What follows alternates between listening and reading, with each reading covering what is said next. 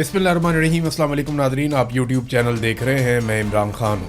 सबसे पहले मियाँ नवाज शरीफ साहब के स्टेटमेंट्स हैं, मैं आपके सामने रखता हूँ। 3 मरतबा पाकिस्तान के वज़ीर आज़म रह चुके हैं मियाँ नवाज शरीफ, और इनके बहुत सारे अच्छे कारनामे भी हैं, बहुत सारे अजीब काम भी किए हैं। नवाज शरीफ साहब जब भी अपोजिशन में होते हैं तो वो इस्टेब्लिशमेंट के ख़िलाफ़ हो जाते हैं, और जब उनका हुकूमत में आने का मूड होता है तो वो इस्टेब्लिशमेंट की मदद से हुकूमत में आते हैं। चाहे 97 है, चाहे उससे पहले वाली हुकूमत है, चाहे 2013 है, तब भी मियाँ साहब ने इस्टेब्लिशमेंट के साथ काफ़ी साज़बाज़ की थी। और उसके बाद जिस तरह मियाँ साहब को निकाला गया वो भी एक तरह की ज़्यादती थी। फिर जब इमरान खान साहब की हुकूमत आई तो मियाँ साहब ने इस्टेब्लिशमेंट के साथ मिलकर दोबारा खेल खेला। अपने भाई को वज़ीर आज़म बनवाया, इमरान खान को जेल में डलवाया, डील करके पाकिस्तान वापस आए, और फिर अपनी बेटी को वज़ीर आला और अपने भाई को वज़ीर आज़म बनवा दिया। हालांकि इलेक्शन में मियाँ साहब हार चुके थे। मियाँ साहब की बड़ी अच्छी और तगड़ी सियासत थी पाकिस्तान में, और ऐसा नहीं है कि वो ख़त्म हो गई। अभी भी मियाँ साहब की सियासत बाकी है, लेकिन बहुत बुरी तरह तबाह हुई है। 2024 के इलेक्शन में मियाँ साहब की पार्टी सीटें नहीं जीत पाई, और बहुत बुरी तरह उन्हें शिकस्त हुई थी, क्योंकि मिलिट्री एस्टेब्लिशमेंट की छाप उनके ऊपर लग गई थी। और आज भी ये सूरत हाल है कि मियाँ साहब अगर इलेक्शन लड़ें, फ्री एंड फेयर इलेक्शन हो, तो तमाम वो लोग जो इंडिपेंडेंट अपनी ओपिनियन रखते हैं, या वो लोग जो न्यूट्रल ओपिनियन देते हैं, या वो लोग जो चले PMLN के हमायती भी हैं, वो भी ये कहते हैं कि अगर आज भी एक फ्री एंड फेयर इलेक्शन हो तो मियाँ साहब पाकिस्तान तहरीक इंसाफ का मुकाबला नहीं कर पाएंगे। आसिफ अली जरदारी और मियाँ साहब मिलकर भी नहीं कर पाएंगे। क्या मियाँ साहब की सियासत का रिवाइवल हो सकता है? ये तो वक्त बताएगा, और मियाँ साहब की जो सियासी पॉलिसी है वो बताएगी। लेकिन जो पॉलिसी मियाँ साहब इस वक्त चल रहे हैं ना, इस पॉलिसी के साथ रिवाइवल मुमकिन नज़र नहीं आ रहा, क्योंकि पाकिस्तान की मिलिट्री एस्टेब्लिशमेंट से पाकिस्तानियों के गिले बहुत ज़्यादा बढ़ गए हैं। जर्नैलों ने जिस तरह सियासत की है उससे पाकिस्तानी खाइफ हैं बहुत ज़्यादा, और पाकिस्तानियों को ये लगता है कि ज़्यादातर मसाइल इन्हीं की वजह से। देखिए, फ़ौज के बारे में आवाम की राय थोड़ी मुख्तलिफ है। फ़ौज के लिए बहुत मार्जिन है आज भी आवाम के अंदर। आवाम ये समझती है कि ये बॉर्डर पे भी लड़ते हैं, दहशतगर्दी के ख़िलाफ़ लड़ाई भी लड़ते हैं, और एक आम फौजी जो है वो इन चीज़ों के लिए उतना ज़िम्मेदार नहीं है। आवाम ये समझती है।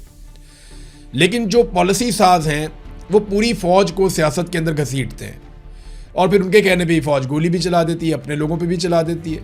अब जो गोली चलाता है वो तो एक बेचारा आम सोल्जर है ना, लेकिन वो हुक्म को पूरा कर रहा होता है, हुक्म को मान रहा होता है। तो ये जो पॉलिसियाँ बनाने वाले हैं, इनकी वजह से इदारे और अवाम के बीच में खलीज तो पैदा हुई है।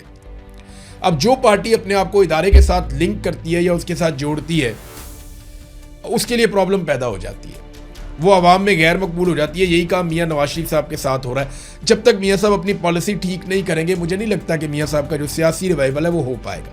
अब आज़ाद कश्मीर में क्योंकि मियाँ साहब को अकेले भागने का मौका मिला, और मियाँ साहब अकेले भागे हैं उस इलेक्शन की दौड़ में, तो मियाँ साहब पहले नंबर पर आए। जो पीपल्स पार्टी तो हो या ना हो वो एक ही बराबर है, तो तय था इलेक्शन। मैंने आपको पहले बता दिया था कि यहाँ मियाँ साहब को हुकूमत बनाकर दी जाएगी, और गिलगित बल्तिस्तान में भी हमने आपको पहले बता दिया था कि वहाँ पीपल्स पार्टी को हुकूमत बनाकर दी जाएगी। तो ये फार्मूले पहले से तय थे। पाकिस्तान तहरीक इंसाफ ने बाइकआउट कर दिया था, तो मैदान बिल्कुल खुला था। तो अकेले भाग के मियाँ साहब जो है वो पहले नंबर पर आए, अपनी हुकूमत बना रहे थे। मियाँ साहब ने एक स्टेटमेंट दिया है कि इलेक्शन में सीट हारने पर हौसला नहीं हारना चाहिए।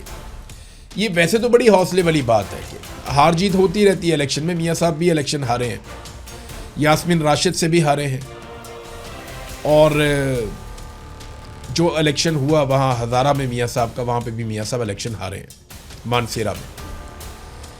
लेकिन सवाल ये पैदा होता है, ये ज़्यादा बड़ी बात नहीं है कि इलेक्शन में सीट हारने पर हौसला नहीं हारना चाहिए। इससे ज़्यादा बड़ी बात यह है कि अगर आप हार जाएं तो बड़े दिल से हार को तस्लीम भी करना चाहिए।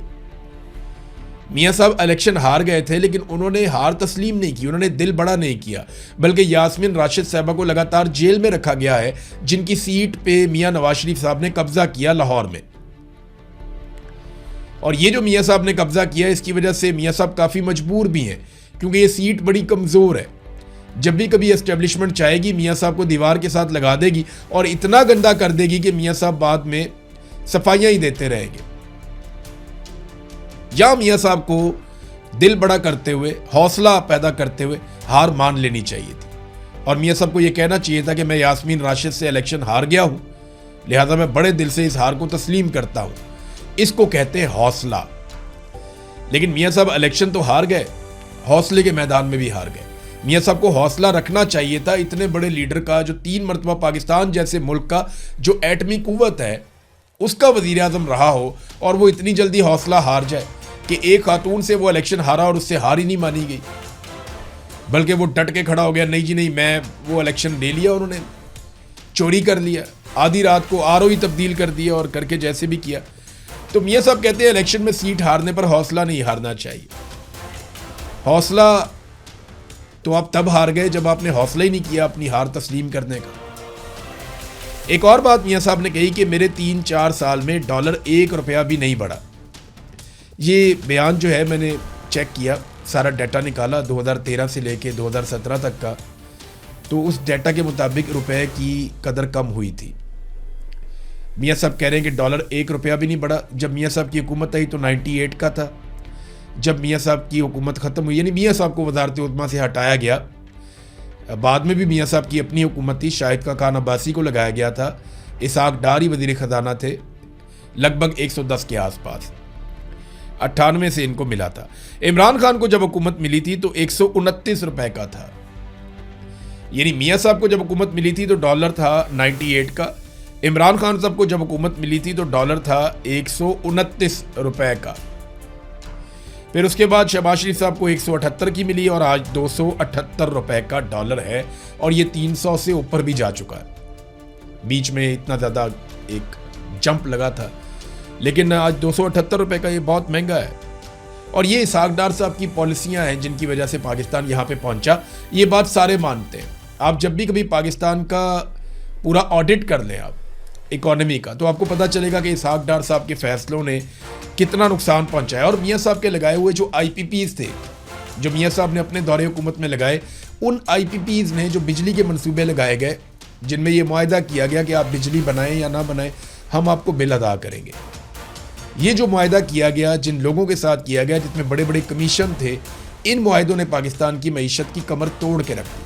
आज मियां साहब कहते हैं जी हम कमाल काम कर रहे हैं, वो ये कह रहे हैं शहबाज शरीफ साहब दिन ब दिन हालात बेहतर कर रहे हैं।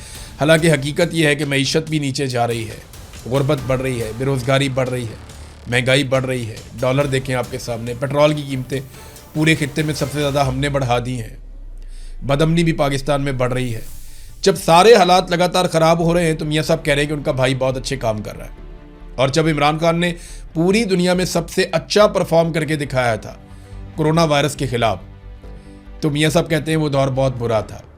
देखें, किसी की अच्छी चीज़ को तस्लीम करना चाहिए। मियां साहब ने अपनी ज़िंदगी में कुछ अच्छे काम किए हैं। यानी जब एक प्रेशर आया मियां साहब के ऊपर, जब एटमी धमाका करना था, तो कम से कम उस दौर में एस्टेब्लिशमेंट ने किया हो, मियां साहब ने किया हो, मिलजुल के इन्होंने एटमी धमाके तो कर ही दिए थे ना। तो ये क्रेडिट जाना चाहिए, जो लोग उस वक्त थे उन सबको जाना चाहिए। तो इमरान खान को भी बहुत सारी चीज़ों का क्रेडिट जाना चाहिए। मियां साहब को अपना दिल बड़ा करना चाहिए। तकलीफ नहीं, अपना ख्याल रखिएगा, अपने चैनल का भी। अल्लाह हाफ़िज़।